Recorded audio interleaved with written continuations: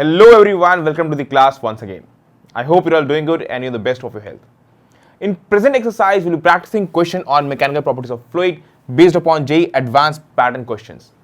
In your JEE Advanced examination, the question asked are of single choice, more than one choice correct, integer type and even assertion reason, and you'll be having question based upon matrix match. In this exercise, we have discussed question of single choice, more than one choice, assertion reason and integer type. And you may be also having passage based question. Let's go ahead with the first question of the day, and I believe that you'll be ready with all the concepts that you have learned in this chapter, that is mechanical properties of fluids. Let's go ahead with the first question. Question number 1. A uniform cylinder of length L, so you have a cylinder whose length is given as L and mass M, having a cross-sectional area A is suspended with its length vertical from a fixed point by a massless spring such that it is half submerged in a liquid of density sigma at equilibrium position. That means the cylinder is hanging with the help of a spring and it is half suspended in a liquid of density sigma.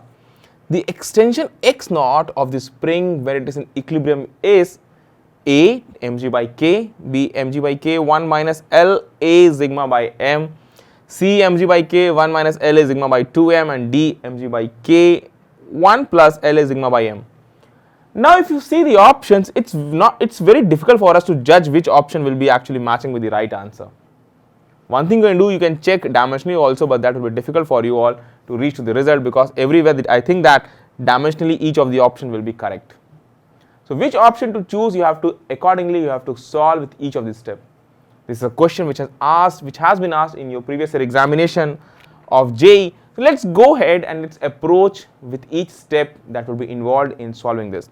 See that it's a uniform cylinder of length L, its length is given, mass M is given, having cross-sectional area A is given, suspended with its length vertical from a fixed point by a massless spring such that it is half submerged in a liquid of density sigma at equilibrium position. Now see the K that has been given, that is the spring constant K that has been provided to us. Let me show you the scenario how you should approach. You have a spring. With this help of a spring, you have suspended a cylinder, and this cylinder is being suspended in a liquid, half submerged in a liquid of density sigma. So let me show you that it is half submerged.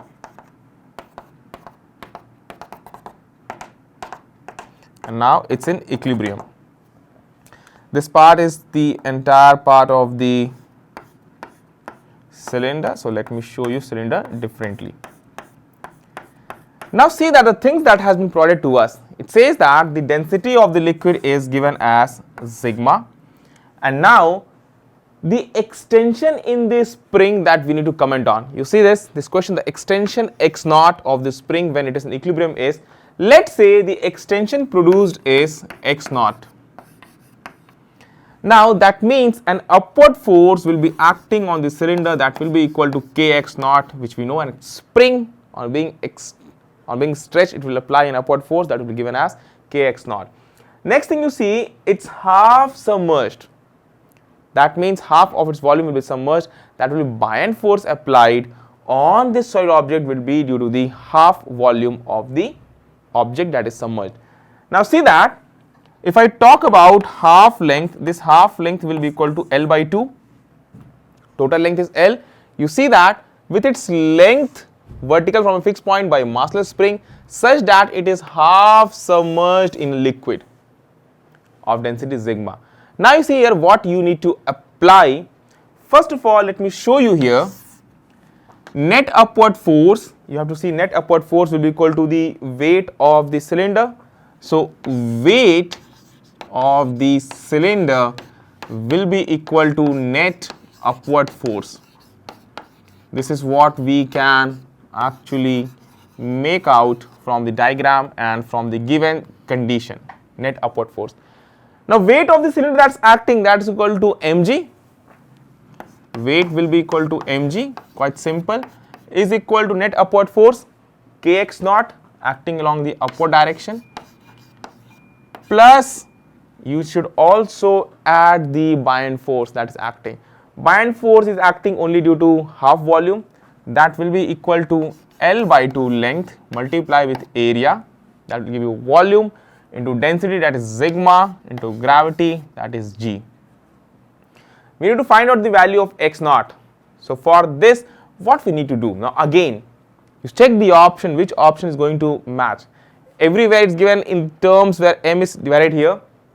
Let's see, let's try to approach kx naught. If I make the subject kx naught, this will be written as mg minus L by 2 a sigma g. This is what we are going to get. Finally, x naught, if we write, that will be equal to mg by k, and here you can write L by 2k a sigma g. This is what we can comment. Now you see that at everywhere outside you have mg by k, so we need to take mg by k outside as common. So this will come out to be mg by k, and 1 minus this k we have taken outside, it will become L a sigma. Now see here you had mg and g you have taken outside, so it will not be a problem, and here you have to take 2 and you have to divide by m. L is sigma by 2m. So finally the result that you are going to obtain for x naught, that will be equal to mg by k 1 minus L is sigma by 2m. So mg by k, this is incorrect, mg by k 1 minus L is sigma by m, so but 2 is not here, incorrect. Mg by k 1 minus L is sigma by 2m, correct response. D, mg by k 1 plus L is sigma by m, incorrect. So now if you know accordingly how to proceed, you can easily score marks in your examination. Now you would be having an idea what kind of question and how you have to approach in such kind of question in your examination. Okay, now next thing, I believe that you have understood. If you want a quick recap how to do, you just check the entire scenario, construct the entire scenario, frame the equations. It's very easy for you all to get marks upon such question. So we got this answer which is matching with option number C. Let's go ahead with the next one. The next question of the class we have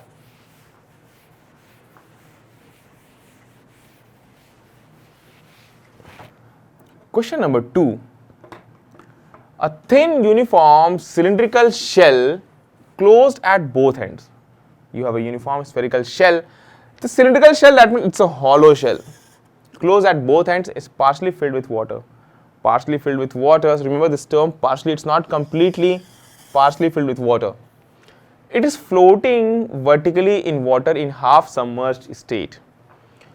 Floating in water in half submerged state. If rho c is the relative density of the material, rho c is the relative density of the material of the shell with respect to water, then the correct statement is that the shell is A, more than half filled if rho c is less than 0.5, B, more than half filled if rho c is more than 1, C, half filled if rho c is more than 0.5, and D, less than half filled if rho c, that is the relative density of the material, is less than 0.5. Check this question. It's not easy to derive to the result if you just observe the statement of the question. You have to think it accordingly. Now, first of all, what I will advise you all, construct a hollow cylinder and think that how you can go ahead with this question. If you construct a hollow cylinder, it will be having two portions as shown. Let me show you with different colors. You are having this as the hollow cylinder. So we have got this as the hollow cylinder.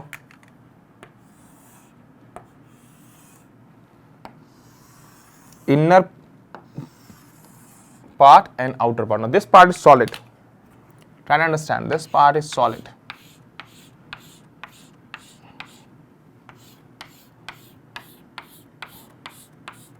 So we got this. Now you see here how to approach. There are two volumes you can think of. Volume V1, let's say we are writing V1 is the volume of material of the of which cylinder is made up of, volume of material of cylinder. And let's say V2 is the inner volume of this cylinder. V2 is inner volume of cylinder.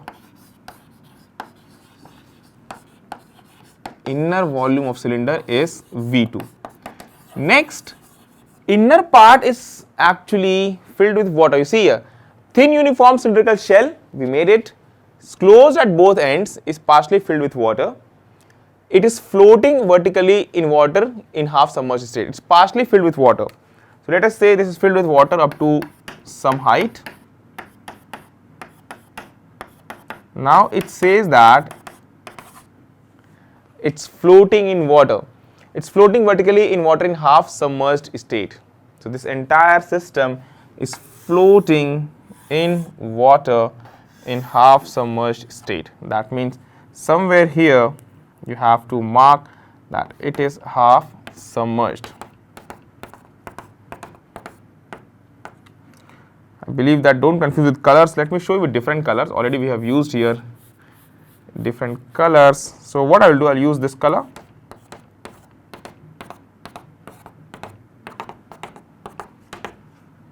Now it will be clear to you all. The only thing that we are left, we have to just equate the forces because no net force is acting on this, it's in equilibrium. Now the entire downward force will be equal to entire upward force. Upward force will be equal to the buoyant force that you can think of. Now buoyant force, now before that, net downward force is equal to buoyant force. As per Newton's second law, we can write net downward force is equal to buoyant force Fb. The downward force would be acting along the downward direction. Now see, let's say x part or the fraction x of the volume is, of the inner volume is submerged. That is filled with water. I'm sorry, that is filled with water. X, it is fraction of V2 filled with water. You will understand as I elaborate. So now you must be having that x into V2 will be the volume of water that's contained in. So now net downward force, you can write net downward force will be equal to the weight of this cylinder. Weight of this material will be V1 into rho c, that is mass, into gravity. V1 is the material volume, its density is rho c, because if we take water density as 1, so automatically the density of cylinder will become rho c. So V1 into rho c into G plus weight of water, that is x into V2, that is the volume, into density, that is 1, into gravity. So we got this x into V2 plus into 1 into G. Now see this statement. It's floating vertically in water in half submerged state. Half part is submerged, half submerged state is equal to, now half of it is submerged, that means V1 plus V2 by 2. You have to take the entire volume will be what? It will be V1 plus V2. So V1 plus V2 by 2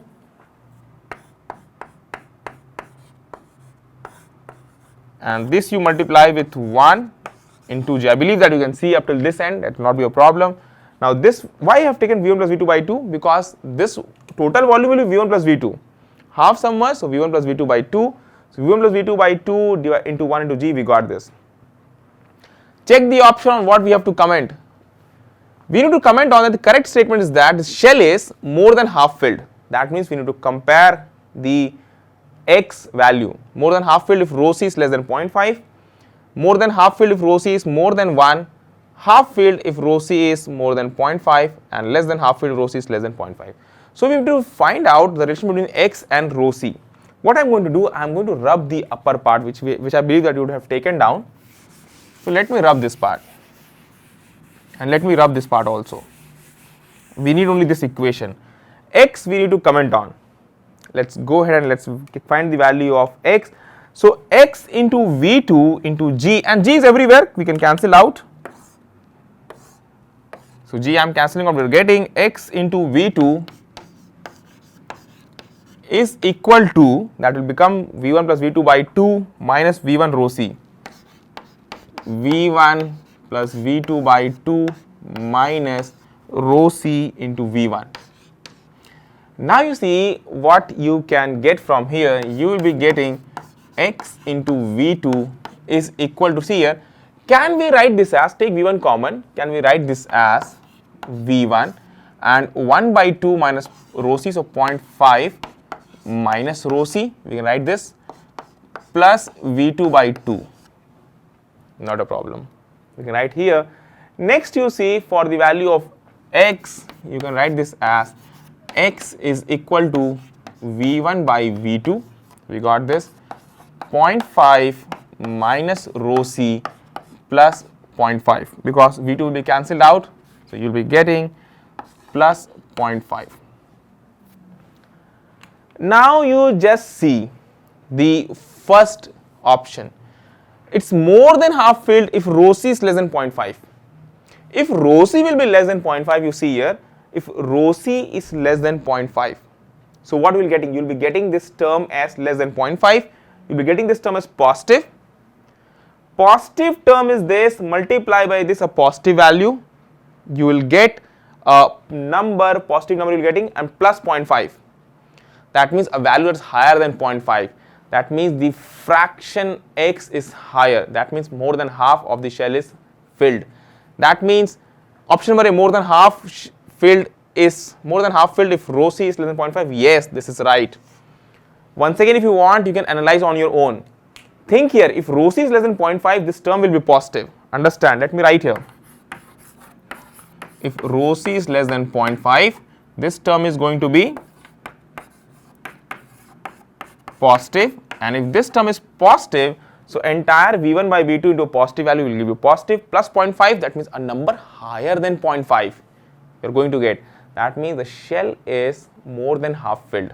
So it's more than half filled if rho c is less than 0.5. Correct answer. B, more than half filled if rho c is more than 1. If rho c is more than 1, you are going to get a negative value. So again, you are going to reduce it from this. So it will not be more than half filled. So this option is incorrect. C, half filled if rho c is more than 0.5, not a possibility.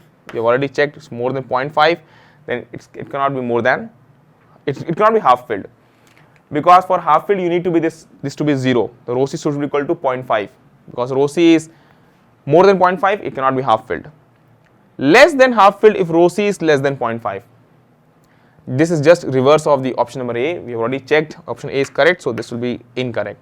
So I believe that you have got how to choose. Very good question. Option number A is the correct answer for this. I hope that this is a very logical question, and you have to analyze it.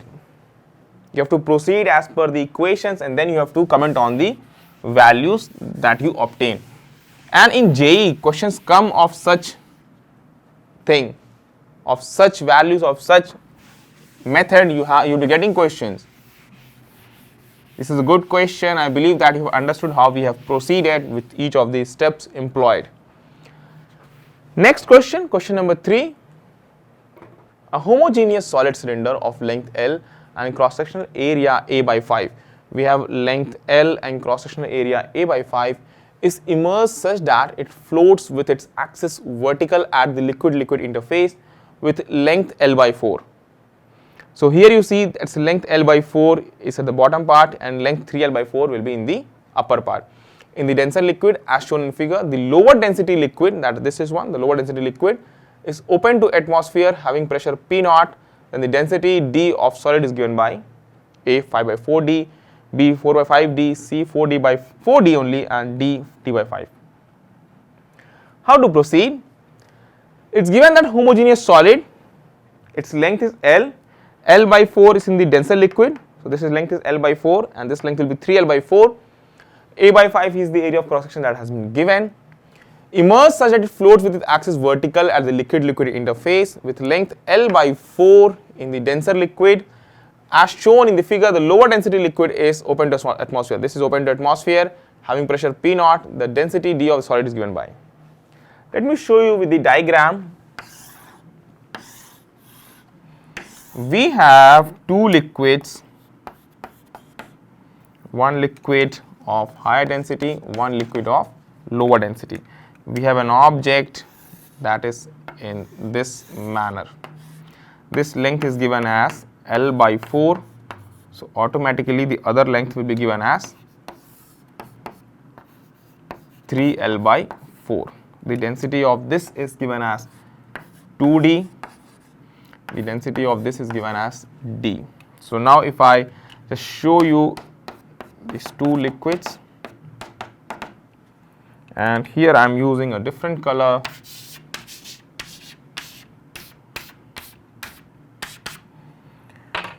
I hope that you would have understood how to do this. Again, the net downward force will be equal to the net upward force due to both these liquids. The net downward force, let me write down, net downward force is equal to the buoyant force.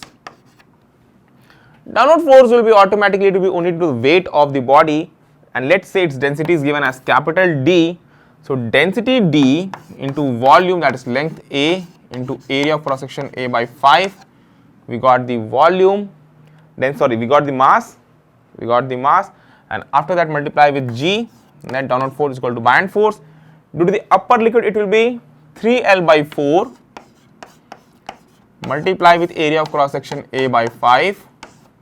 So we get the volume of the upper part and multiply with density D and into G, plus due to lower part it will be L by 4 multiply with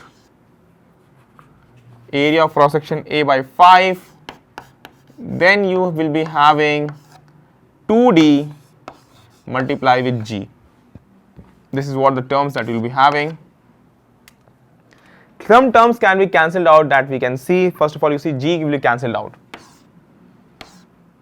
and we can easily cancel out A by 5 everywhere. Area of cross section is same everywhere, so A by 5 can be cancelled out. Now L is here, L is here, L is here, that can also be cancelled out. So L, L, L we cancelled out. From here you are getting D is equal to 3 by 4 small d, plus you see here 4 is here and 2D is here, so you will be getting D by 2 plus D by 2. This is the term that you are going to get. L by 4, so you will be getting here 2D you are going to get, so you will be getting D by 2.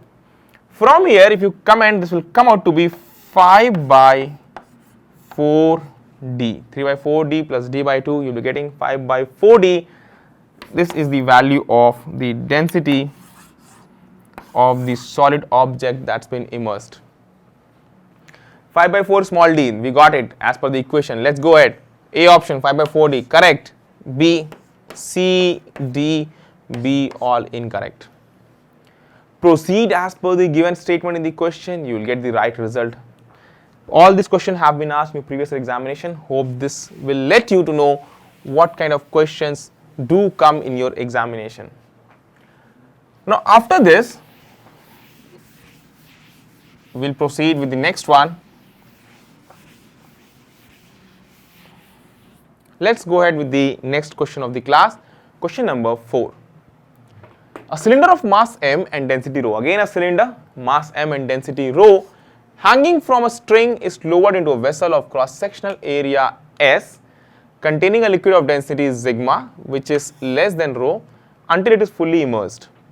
The increase in pressure at the bottom of the vessel is A, m rho g by sigma s, B, mg by s, C, m sigma g by rho s, and D 0. For this question, what we are going to do, we are going to apply the method. This is the case. There's a container. You have taken a cylinder, it's completely immersed. You have taken a cylinder and it's completely immersed here. Now it says that the increase in pressure. How to proceed with this? The increase in pressure at the bottom of the vessel. We need to find out increase in pressure. So pressure is equal to force upon area. So how much force is exerting? It's not touching it, but still we need to find out how much force it's exerting. First of all, let me find out the buoyant force that will be acting on it. Buoyant force will be due to the liquid, and that will be the volume of the cylinder multiplied with sigma, that is the liquid density, into G. We'll be having this. Its volume for it, its cylinder mass is m and density rho. So automatically its volume will be m by rho multiply with, remember FB I am writing for buoyant force, multiply with sigma into G. So we got this. The buoyant force equal to m by rho sigma G. Now if this much force is exerted on the object by the liquid, from Newton's third law, the same amount of force will be exerted on the liquid by the object. So from Newton's third law,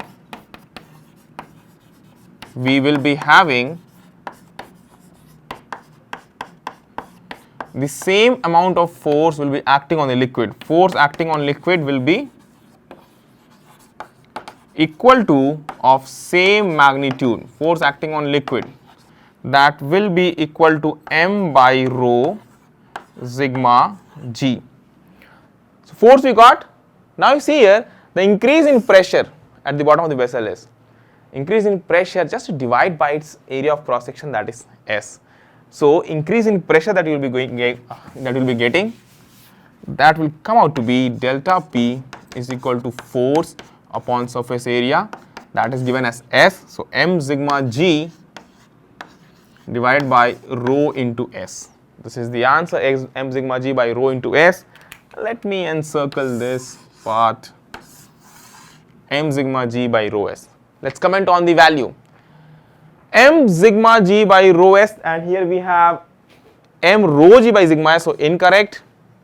And here we have m sigma G by rho S, C option is correct, mg by S incorrect, 0 is incorrect. Sometimes you may be thinking that mg by S will be the answer. It's force upon area mg by S, but no, you have to think accordingly.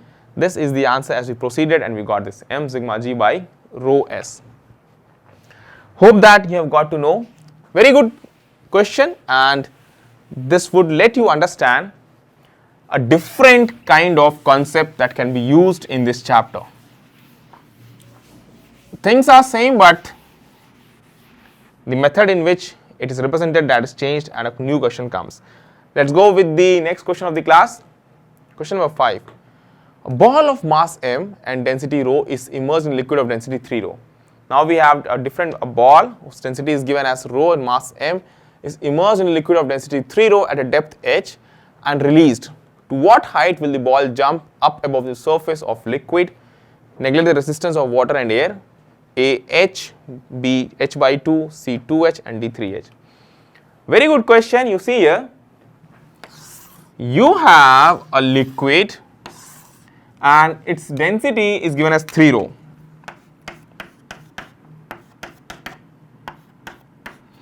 And in this liquid we have taken a ball to a height h.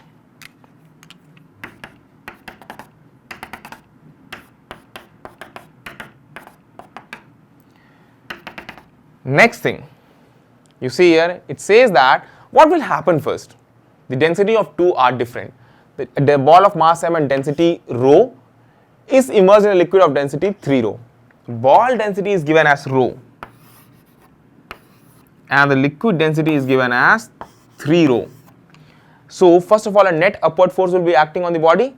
Let's find out the net upward force. Net upward force acting on the ball will be buoyant force minus its weight. Buoyant force will be how much? It will be volume into density into gravity. So volume will be given as its mass m by its density m by rho, that is what we know. Volume into density of liquid, that is 3 rho given, and into gravity minus its weight mg. So you will be having this as 3 rho, I see mg, and you will be having 3 mg minus mg, so it will come out to be 2 mg. This will be the value of net upward force. So let me write this as F net. For this acceleration, you will be getting F net by mass. This will come out to be 2g. So while it is moving up, the acceleration produced is equal to 2g. First thing we got. So if it starts its motion from here with an initial speed u is equal to 0, the speed that it is going to attain at this point when it travels a height h with an acceleration of 2g, let's try to find out its speed.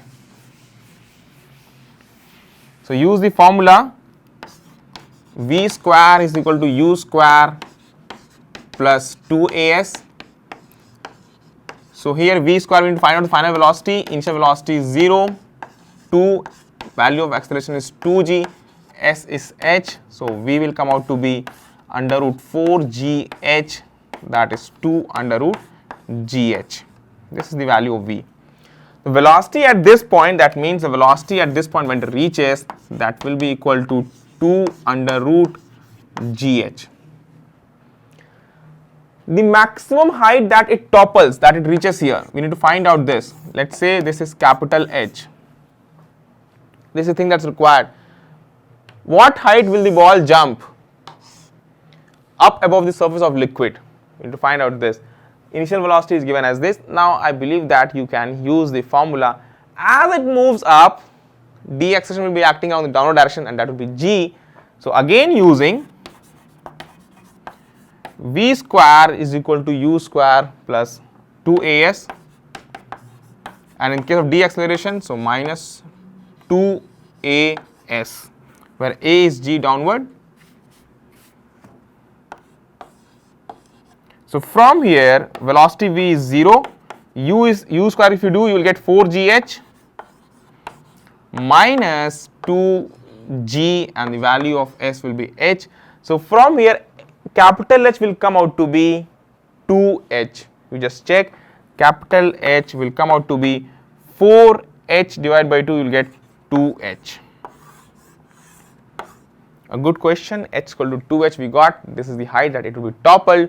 It will be toppling. So option number A, h incorrect, B, h by 2 incorrect, C, 2h is the correct answer, 3h again is the incorrect answer. I believe that you have got to know how to solve such kind of question. It's a very good question, and such kind of question do come your examination. So hope that you have learned a lot with this exercise, what kind of questions do come your examination. What I will advise you after this class, also practice questions on your own. That would be of great help to you all. Learn the entire concept, revise the formulae. Some basic formulae you need to by heart, like terminal velocity, surface tension, all this formula, Bernoulli's equation, all this formula you need to by heart, and rest you all need to practice questions so that you can understand how to apply those understanding and learnings. That is advisable to you all. So I'll request you all do practice questions after the class, and I wish you all the very best. Thank you for joining me here.